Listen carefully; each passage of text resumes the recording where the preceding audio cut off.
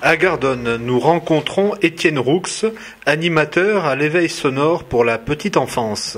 Département, région Europe, finance cette activité au contenu poétique et dynamique au service des familles.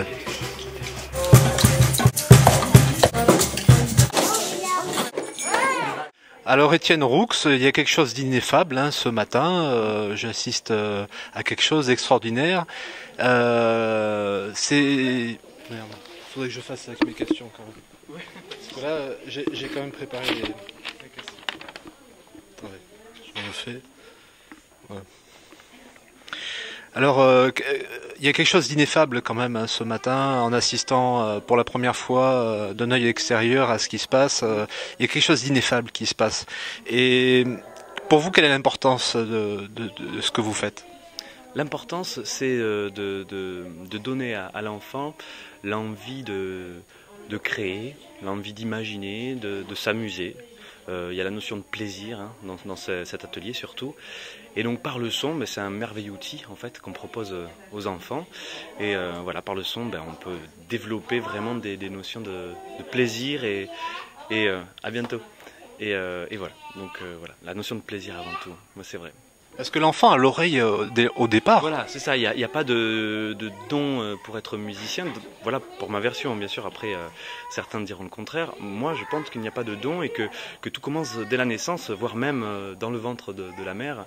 Et que si on y met un bain sonore, ou en tout cas on l'accompagne, cet enfant, ce fœtus même, eh bien il y a la notion de rythme, la notion d'écoute va être vraiment en tout cas enrichie et accompagnée grâce aux ateliers. Donc même les femmes enceintes sont bienvenues dans mes ateliers. Voilà. Parce que vous racontez une histoire avec des instruments qui portent des noms que vous leur donnez, et tout ça est d'une simplicité enfantine où justement il n'y a pas de moralité à cette histoire. Voilà, alors l'idée c'est de tourner toujours dans la même idée, c'est chaque objet, objet de récupération, même des instruments donc connus, va être détourné pour justement amener un peu une curiosité, amener l'enfant à imaginer, créer toujours dans la même idée, quoi. Voilà. On les sent très très présents, très. Puis ça leur paraît pas long du tout. Alors ce qui est intéressant, c'est que j'utilise quand même par rapport à mes ateliers une chose qu'ils ont déjà. Les enfants sont curieux de nature, sont curieux, en tout cas sont des explorateurs sonores. C'est-à-dire qu'ils sont déjà dès le plus jeune âge, ils ont l'envie, en fait, on est tous nés comme ça, c'est-à-dire par l'observation, l'imitation et ensuite l'autonomie. On a appris à parler comme ça. Et là, en fait, on utilise finalement un fonctionnement de base qu'on a tous eu, un fonctionnement cérébral, et donc du coup, par cette méthode-là, on peut réussir à apprendre plein de choses. Voilà. Est-ce que les enfants ont plus ou moins l'oreille par rapport à ce que vous, à vous-même par exemple, vous pensez étant petit à avoir des différences? Alors oui, il y a des différences puisque comme je l'expliquais, ça démarre dès le fœtus et du coup, alors moi c'est vrai que j'ai eu la chance d'avoir une famille de musiciens et du coup je suis né dans un bain sonore de musiciens de musique traditionnelle avec Sylvain Roux. Pour certains, et Nelly Rey, donc ma mère. Et donc ma mère était chanteuse, mon père musicien professionnel, et du coup forcément j'étais baigné dedans. Donc oui, j'ai une oreille musicale, on va dire accessible. Enfin, j'arrive à jouer un peu de tous les instruments facilement, puisque justement cette méthode-là, je l'applique aux enfants. J'essaie de leur transmettre en tout cas cette valeur-là. Si on n'a pas une approche de l'instrument, est-ce qu'on peut avoir une approche de la musique? Oui, justement, il n'y a pas d'âge pour apprendre la musique et les ateliers, justement, il y a plein de parents en fait qui sont avec moi et j'ouvre aux parents pour leur montrer que cette accessibilité, elle est aussi pour les parents. Je leur donne en fait le rythme. Le rythme est essentiel pour la musique. C'est vraiment l'écoute, s'ancrer dans un morceau par le rythme, c'est très important.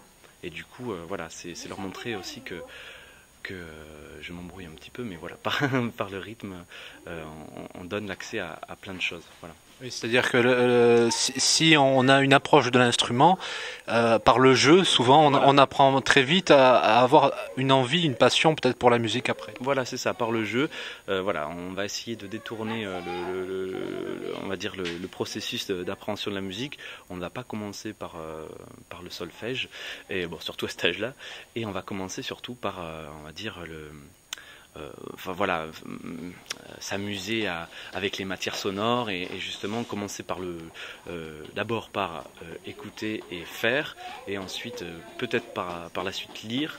Justement, à l'école de musique du Trèfle Gardonnais, il y a une suite après ça, après l'âge de 6 ans, ils peuvent ensuite entrer dans les écoles de musique, en tout cas dans le Trèfle Gardonnais, pour apprendre tous les instruments possibles. Je ne l'ai pas en tête, mais en tout cas piano, guitare, trompette, je pense, voilà. Il y en a d'autres et il faudra s'enseigner pour ceux qui sont intéressés. Alors, vous travaillez pour le Trèfle Gardonnais. Ce matin, vous travaillez aussi pour la CAB et le PGB, hein, ce matin. Voilà, alors donc le cadre, ce matin, c'était donc dans le cadre de l'association du Trèfle Gardonnais, donc l'école de musique de Gardonne, où on a un rayonnement territorial, c'est-à-dire qu'on essaye d'intervenir à Faux, Aimé, Razac de Saucignac, Gardonne, donc à l'école de musique, que je n'oublie personne, Saint-Georges-de-Montclar, voilà. Et ensuite, l'idée c'est aussi de développer ça au sein du CAP, donc de la communauté d'agglomération de Bergerac. Et là, c'est le relais assistant maternel qui me fait intervenir, et on est en partenariat avec eux, avec l'école de musique, parce qu'ils vont venir dans 5 minutes, là justement, au sein de l'école de musique. Ouais. Alors l'éveil sonore est le même. Ah, tout à fait, je suis dans la même démarche, je change de cadre, on va dire statut juridique, mais c'est toujours la même démarche. Voilà.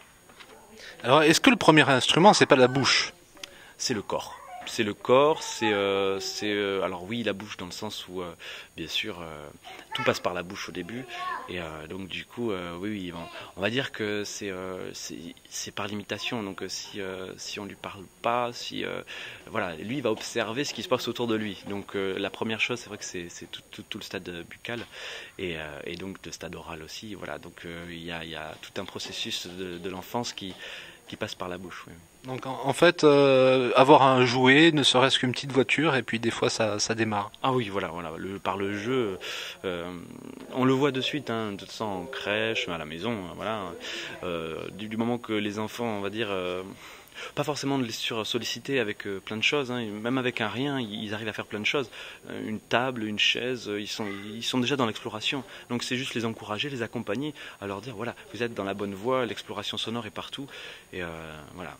Il suffit des fois de très peu. Je crois que quand on est enfant, on camaradise très vite et très tôt. Voilà, c'est ça, ouais. Très très très vite, on est dans l'exploration. Merci. Je vous en prie. Non.